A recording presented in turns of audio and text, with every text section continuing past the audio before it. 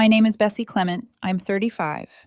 And for the first time in my life, I heard my home described as if it belonged to someone else. It happened in the hallway on a Tuesday afternoon, the kind of day that forgets its own name.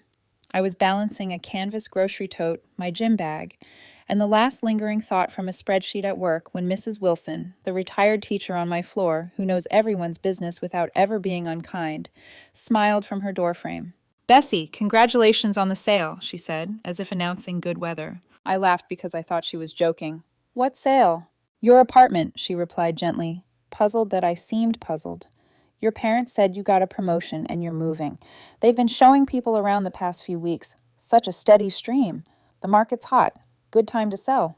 The grocery tote slipped a fraction down my arm. "I'm not selling." She blinked. "Oh, dear."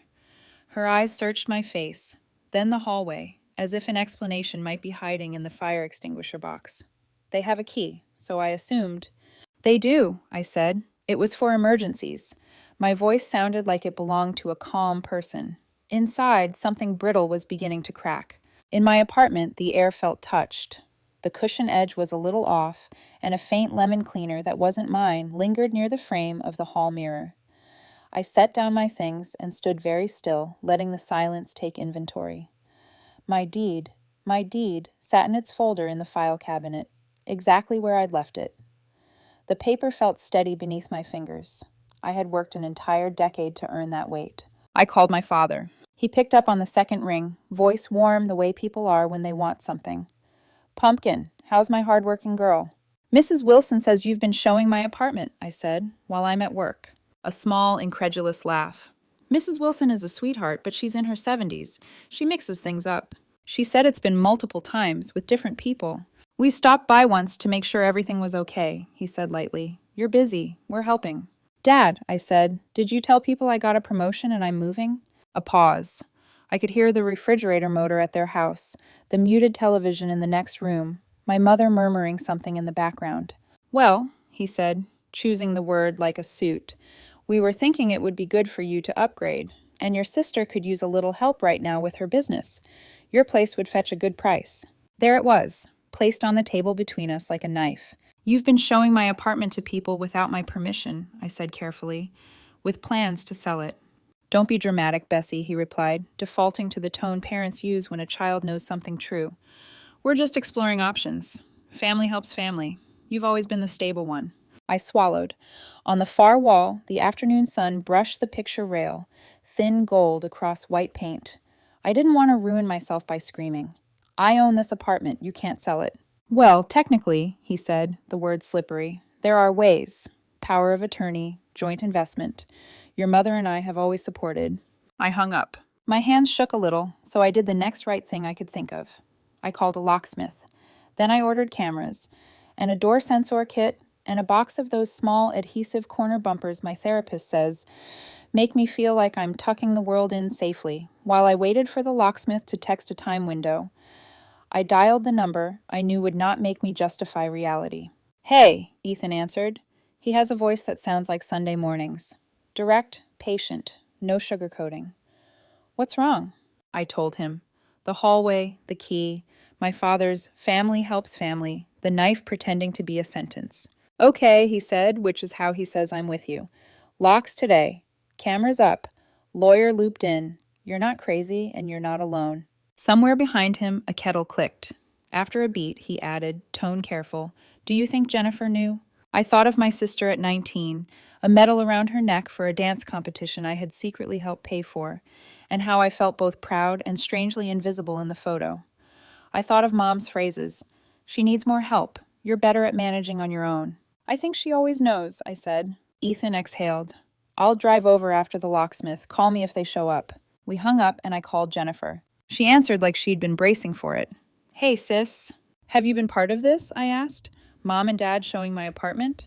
A silence, then a measured tone, her reasonable voice, the one she uses when selling people on her latest venture. "I told them to run it by you, but we all know you've been talking about a bigger place eventually. My business needs a cash infusion to get through launch, and you're," she hesitated, searching for a word that made my home sound like a rock I could just put down.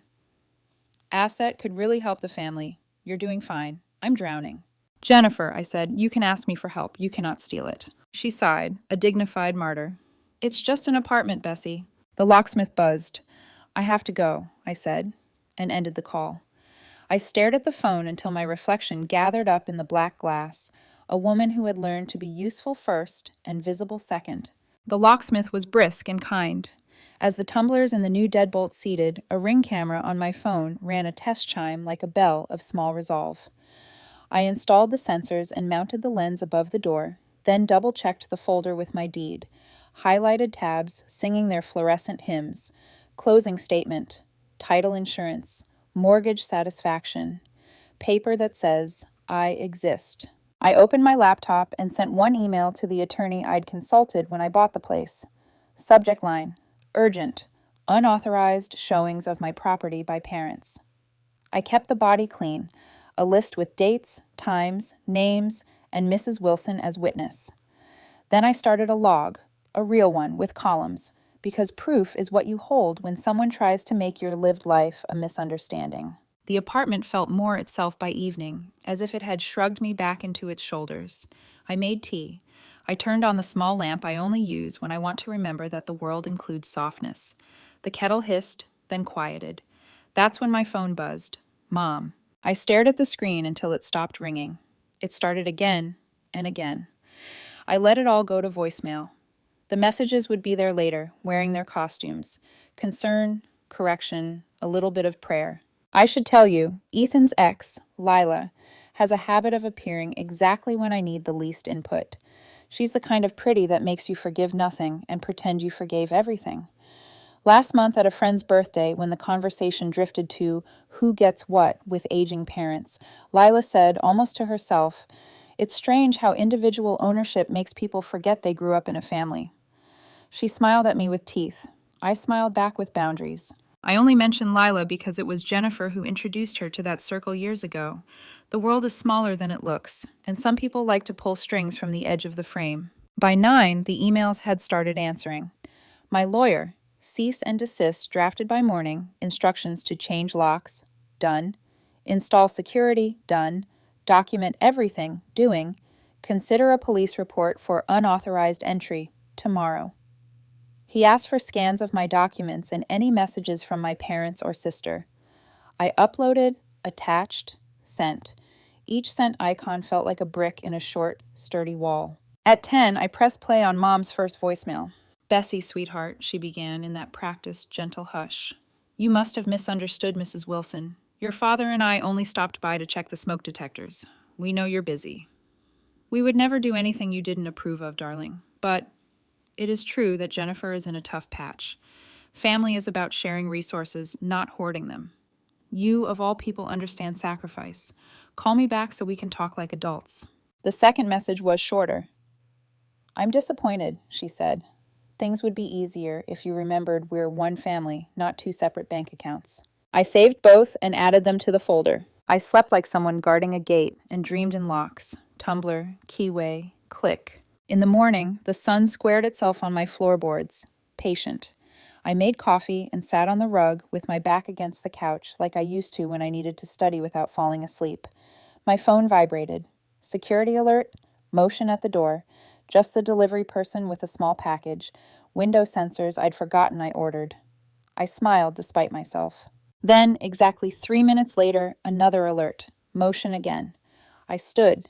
The video loaded. The frame caught my parents at my door with a woman in a fitted blazer and a pair behind her, a real estate agent and prospective buyers, all of them blinking at the camera like it had spoken. My father lifted the old key. It turned nothing. He frowned, then explained something to the agent, his lips shaping the word mistake. I stared at the phone so long the screen dimmed. Then I picked up my purse, tucked my deed folder under my arm like a shield, and took the elevator down. I didn't slam the stairwell door when I took the last flight on foot, but the echo was satisfyingly honest. "Can I help you?" I asked, stepping into the hallway behind them. My mother jumped. My father turned, face going from surprise to something hard like it had rehearsed. The agent straightened. "Ms. Clement," she said, extending a hand she had not yet decided I deserved to shake. "Susan Jenkins, Metropolitan Realty. Your parents engaged us to list your property. They said you were aware. I'm Bessie Clement, I said calmly. I am the sole owner of this apartment. I have never authorized anyone to sell it. The couple behind her shifted, embarrassment blanching their curiosity. Do you have documentation? The agent asked, professionalism wobbling. Yes, I said. Would you like to see it? I unlocked my door and left it open wide. My father hissed, You're making a scene. My mother put a trembling hand to her chest. The potential buyers stared at their shoes. I retrieved my deed and the closing packet and placed them on the console table like a priest setting down a text. I pointed to my name. I let the silence do the work landslides do. Agent Jenkins scanned the pages, and then I watched the moment people always talk about but rarely describe, the exact second someone realizes they've been used. Her professional expression softened into mortification. I'm very sorry, she said, stepping back. We were presented with documents that appeared to show joint ownership. I'll terminate anything related to this address immediately. You forged, I began, then stopped, taste of iron in my mouth. I looked at my father. Did you? We had some papers drawn up to reflect our investment in your future, he said smoothly. We've supported you. You did not contribute a single dollar to this apartment, I replied. I saved for years. You don't get to name my life as your asset. My mother's eyes filled with tears. She wore the way some people wear pearls. Bessie, family assets are meant to be shared. Your sister's business. This conversation is over, I said. The calm came back like a tide. You are no longer welcome in my home. If you attempt to enter again, I will call the police. If you attempt to represent my property as yours, I will pursue criminal charges. And Susan, I turned to the agent, who looked faintly green. I appreciate your quick correction. The couple's apologies fluttered and then disappeared down the hall. The agent left with them, clutching her folder as if it had turned into a hot pan. My parents stayed a moment longer, small against the doorframe of a life that wasn't theirs. My father muttered, ungrateful, as if it were a prayer that might work eventually. My mother said, we forgive you, which is what people say when they can't imagine needing forgiveness themselves. When the hallway was empty again, I shut my door. It latched with a new, beautiful sound. I set the deed down gently, texted Ethan, I need you here, and opened my laptop to add a fresh line to the log.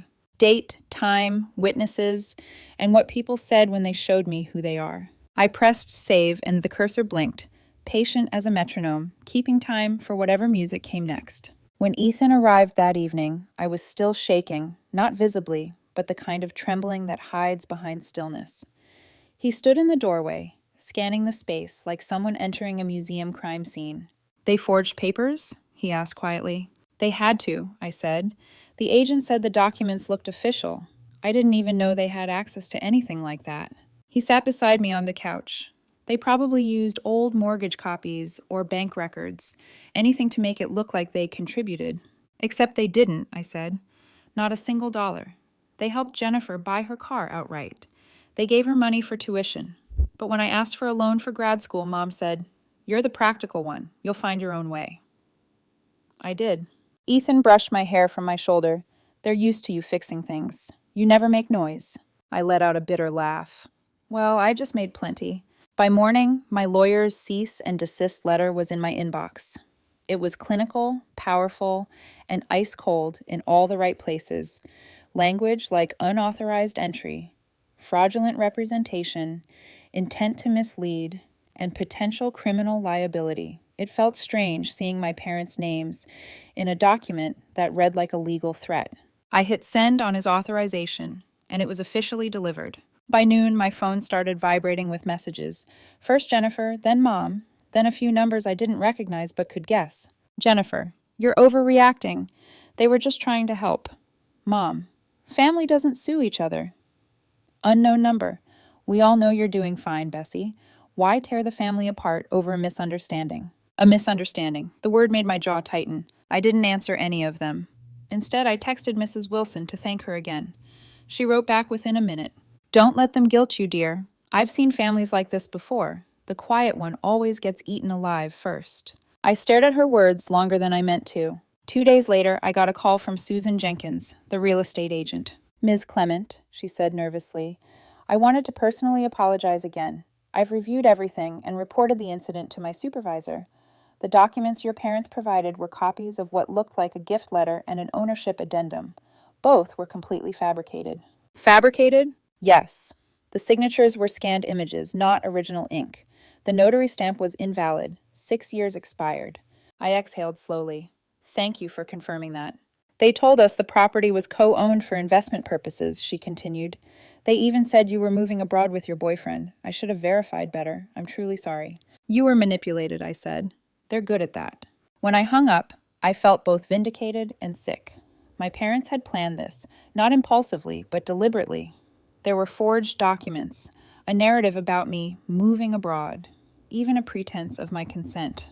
They hadn't just crossed a line, they'd erased it and redrawn it wherever it suited them. That weekend, Ethan and I went through every drawer, box, and file in my apartment. I wanted to be sure nothing else had been tampered with. He found the spare emergency key in a side drawer, the one I had given my parents 2 years ago, just in case. I stared at it for a long time before dropping it into the trash. When I turned around, Ethan was watching me. You know, he said softly, you could move. Start fresh. Different city, new job. They'd have no reach there. I shook my head. No, I'm not running from my own home. They violated it once. I'm not letting that define me. He smiled a little, like he respected the stubbornness, even when it scared him. The next morning, my lawyer called. You should know, he said. They've reached out to at least 3 real estate agencies. 2 terminated immediately after the letter, but 1 still hasn't replied. We'll keep an eye on that. 3? Yes. They also appear to have accepted an earnest deposit from one of the buyers before you intervened. That could qualify as attempted fraud. My stomach turned. Is that criminal? It could be if they knowingly accepted money under false ownership claims. I'll document it and prepare a report in case you decide to pursue charges. I thanked him, then sat in silence for a while. The line between parental disappointment and criminal deception was not one I'd ever thought I'd have to navigate. That afternoon, Jennifer called again. Against my better judgment, I answered. Finally, she said, her voice dripping with exasperation. You're making this harder than it needs to be. You mean harder for you, I said. Do you even hear yourself? It's just an apartment. I'm trying to keep my business alive, and you're sitting on a 2-bedroom in the middle of the city that could change everything for us. Us? I repeated. Yes, the family. We've always looked out for each other. You've always been so independent. You can buy another place. I can't buy another chance. Something inside me went cold. Jennifer, stop. You and Mom and Dad need to understand something. I've worked for everything I own. You don't get to rewrite that. If you keep this up, you're going to lose more than my help. You'll lose me. She was silent for a beat, then said quietly, Mom said you'd say that. Click. That night, I couldn't sleep. I kept replaying the phrase, Mom said you'd say that. It wasn't disappointment. It was prediction. They knew me that well. They had counted on my restraint. They assumed I'd never expose them, never take it that far. I sat on the floor, scrolling through photos on my phone. Birthdays, holidays, all those family moments where I stood slightly to the side, holding the camera. The invisible one, documenting the love she didn't quite receive in return. My inbox chimed with the new message from my lawyer. Security steps confirmed. Recommend filing a police report Monday morning. Bring the printed letter and all digital evidence. I'll meet you there. I stared at the email, then at the window. My reflection looked back at me, tired but fierce. I whispered to the glass, as if to the apartment itself. They wanted to sell you, but you're the only thing that's ever really been mine. Outside, the city lights shimmered like witnesses who had seen it all but promised silence. And then, as if the night hadn't yet made its final statement, another notification appeared on my phone, an email from my mother. Subject line, let's be reasonable. The message read, Bessie, you're blowing this out of proportion. We only wanted to help Jennifer until she gets back on her feet. It's not theft. It's redistribution within the family. You've always had more stability, dear. Don't punish us for loving you enough to trust you'd understand. I read it twice, then hit forward, sent it straight to my lawyer. No reply, no explanation, just the truth, in writing. I leaned back, letting the quiet fill the room. For the first time, it didn't feel like emptiness.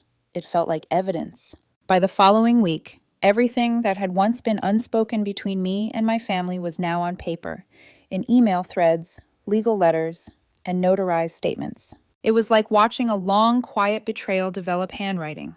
My lawyer, Mr. Harlan, met me outside the precinct Monday morning. He was calm in that way only people who live in legal chaos can be. We'll file this as an unauthorized entry report, he said, adjusting his glasses. It documents the pattern. You don't have to press criminal charges yet, but it puts the police on notice in case they try again." The officer at the desk listened, frowning as I explained. He looked at my evidence, screenshots, forged documents, security footage, and his expression changed from skepticism to a weary kind of sympathy. "I've seen some wild things," he said, stamping the form. "But your own parents pretending they own your place? That's a new one." "Tell me about it," I said. When I left the station, the air felt cleaner somehow. I had turned betrayal into paperwork.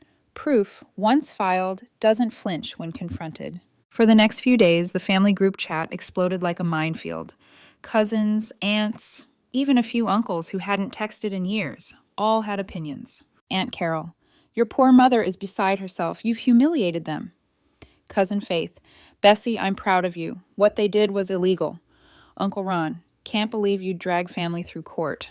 It was like being in a courtroom where everyone wanted to argue, but no one had read the case. I muted the chat. Then I received a private message from my Uncle Martin, my dad's older brother.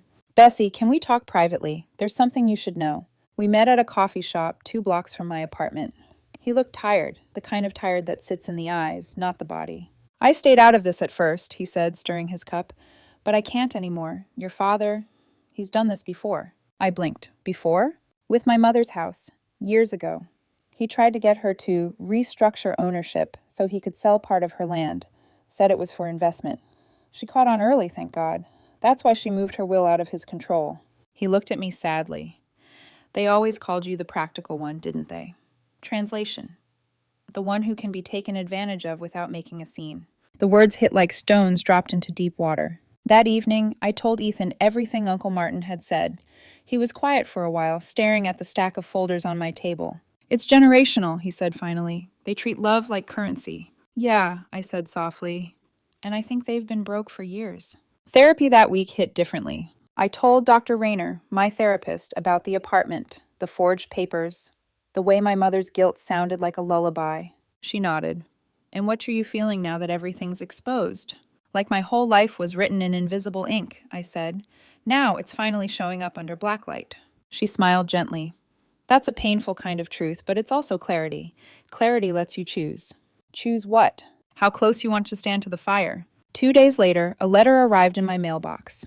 Not email, paper, with my mother's looping handwriting on the front. Inside, she'd written, "Bessie, you've hurt your father deeply. We only wanted to do what's best for everyone. Family resources aren't meant to be hoarded. Jennifer's business represents our family's future. You should take pride in helping it. You used to be so kind. You've changed, dear. I miss the daughter who understood family sacrifices. Love, Mom."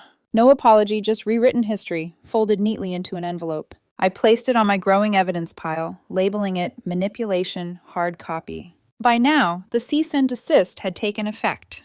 The 3 agencies my parents contacted officially terminated their listings and sent confirmation letters. One of them even attached a scan of the fake ownership addendum my parents had given them, complete with a forged signature. My signature. Ethan stared at it. "That's your name." "They traced it," I said, "from my old mortgage document." He looked furious. "This isn't just family drama anymore, Bessie. This is fraud."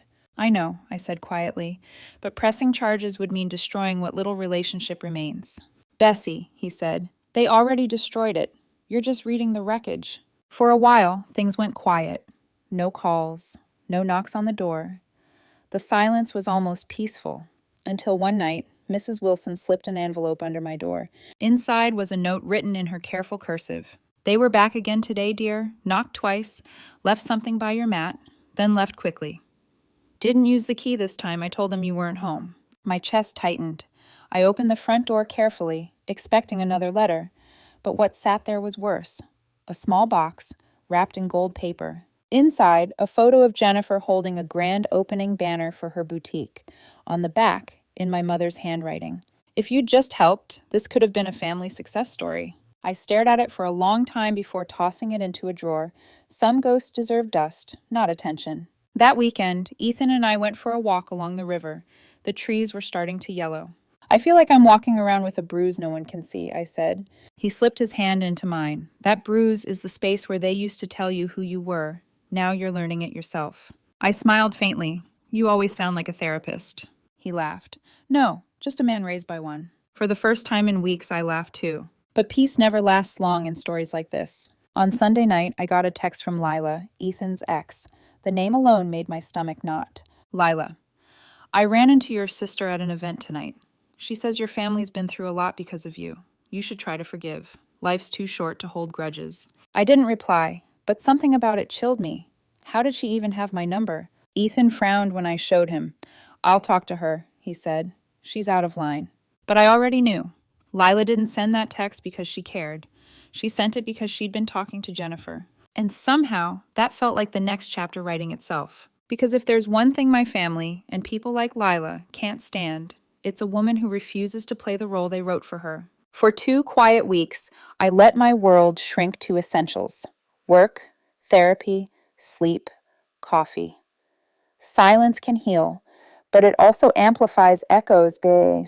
And my family's voices, the ones that once dictated who I was allowed to be, still hummed in my head. Then, one evening, a message popped up on my phone from Lila again. Lila, I heard your parents are trying to make things right. Don't be so hard on them. Everyone deserves a second chance. It wasn't just invasive, it was calculated. Jennifer's fingerprints were all over it, the same manipulative tone disguised as kindness. I didn't reply. Instead, I blocked Lila's number and texted Ethan. She's still messaging me. He called instantly. I'm sorry, he said. She's completely out of line. I'll make sure she stops. But I could hear something in his voice. Guilt. He hadn't expected Lila to insert herself like this. Not again. She and Jennifer must have compared notes, I said.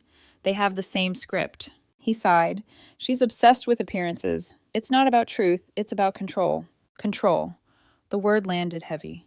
It was the same currency my parents traded in. The next morning, Mr. Harlan called with news. The agencies have all confirmed termination of the listings, he said, and I've filed copies of your ownership documents with a protective notice to prevent further fraud attempts. I let out a slow breath. So they can't try again? Not legally, but if they attempt to fabricate new claims, we'll move forward with fraud charges. I hesitated, but do you think I should? He paused. Bessie, this isn't about punishment. It's about precedent. People like your parents believe they can bend the truth without consequence. Filing charges might be the only language they understand. I didn't answer right away. Part of me wanted justice. Another part wanted peace. And those two things rarely share a room quietly. That weekend, Ethan invited me to a small dinner with friends.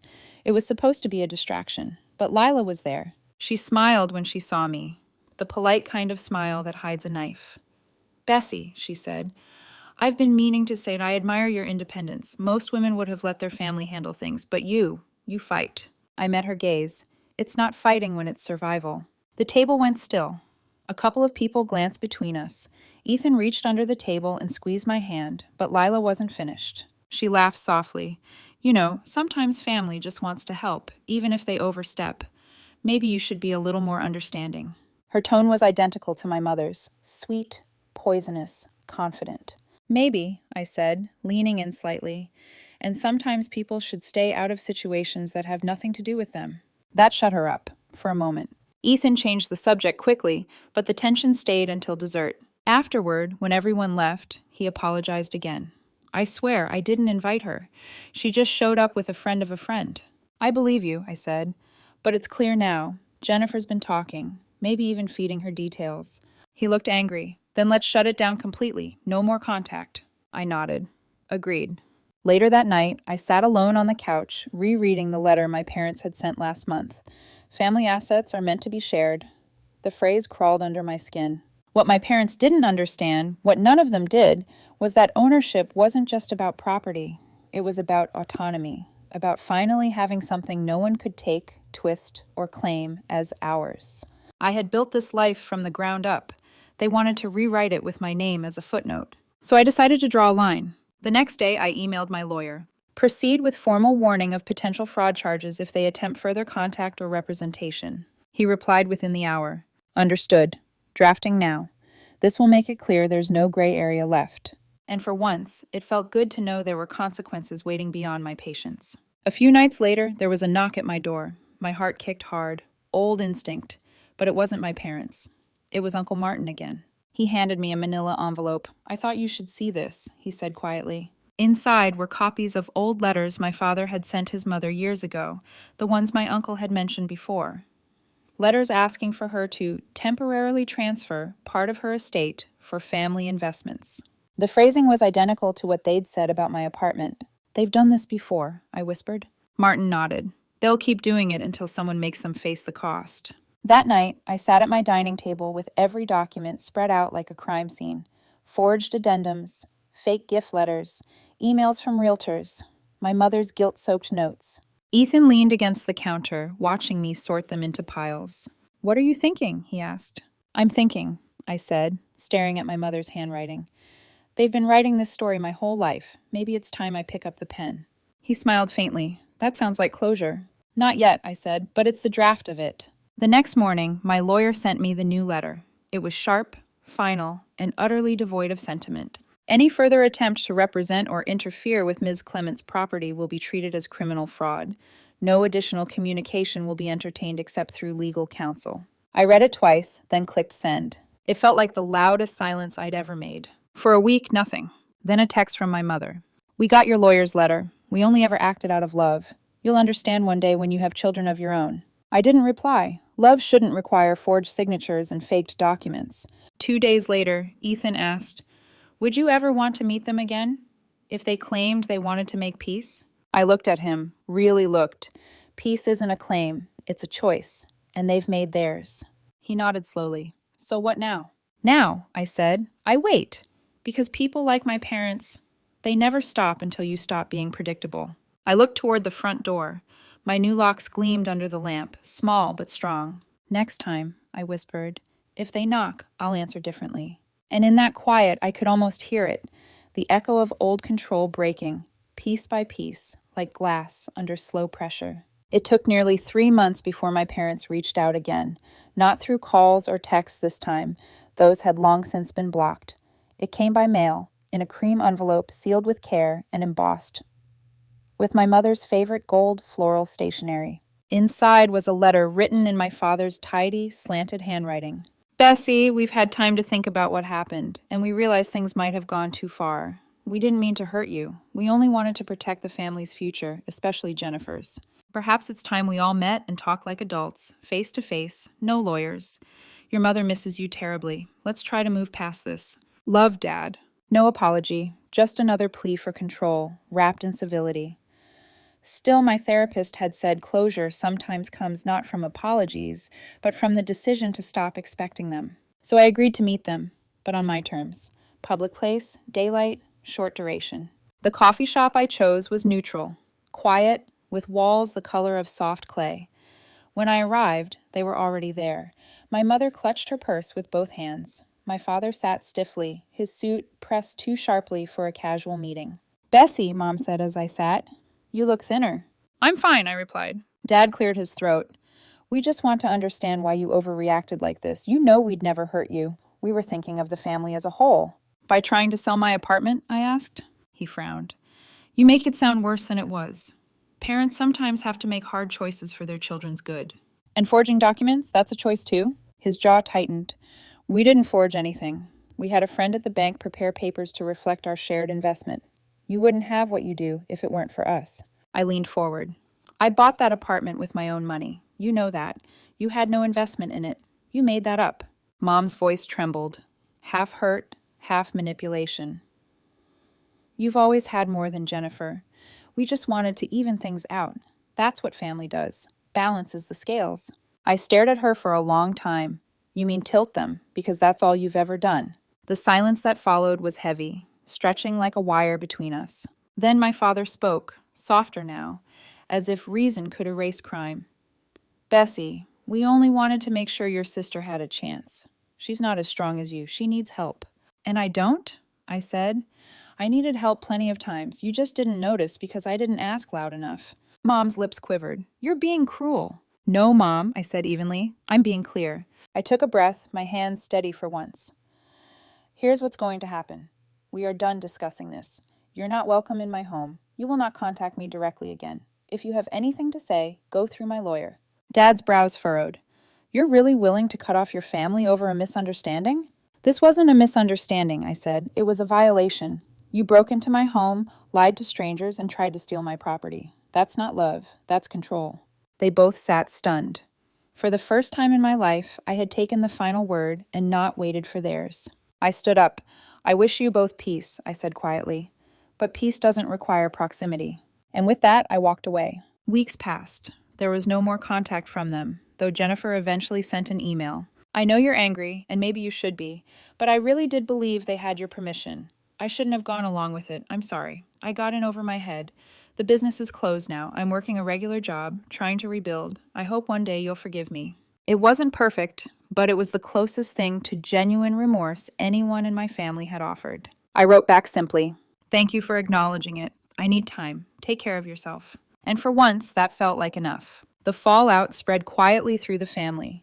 The relatives who had sided with my parents fell silent, embarrassed maybe, or unwilling to confront their own enabling. The ones who'd supported me stayed close, Uncle Martin most of all. He visited one afternoon carrying a small box. Inside was an old family photograph, me, Jennifer, and our parents at a picnic years ago. He'd written on the back in pen, "You don't owe anyone your peace to keep theirs." I framed it, but backward, his words facing out. Therapy helped. I learned that boundaries aren't walls. They're instructions for how others may treat you, and those who refuse to follow them simply remove themselves. Ethan and I repainted the apartment that winter. The color was pale sage, soft, calm, intentional. We rearranged the furniture, changed the locks again, replaced the front door entirely. He teased, "You're turning this place into a fortress." "Not a fortress," I said, "a sanctuary." When the last box was unpacked, I sat on the floor, watching the late sunlight stretch across my new door. For the first time in years, I didn't feel watched, or judged, or owned. Just safe. In the months that followed, I rebuilt more than my home. I rebuilt my sense of belonging. Friends became family. My therapist called it reparenting yourself. I called it finally learning how to love without fear of debt. Sometimes people ask if I've forgiven my parents. The truth? I've stopped carrying the question. Forgiveness doesn't mean letting them back in. It means they no longer get to live rent-free in my head. One evening, sitting by the window, I reread something my lawyer had written in one of his final emails. "You did everything right, Bessie.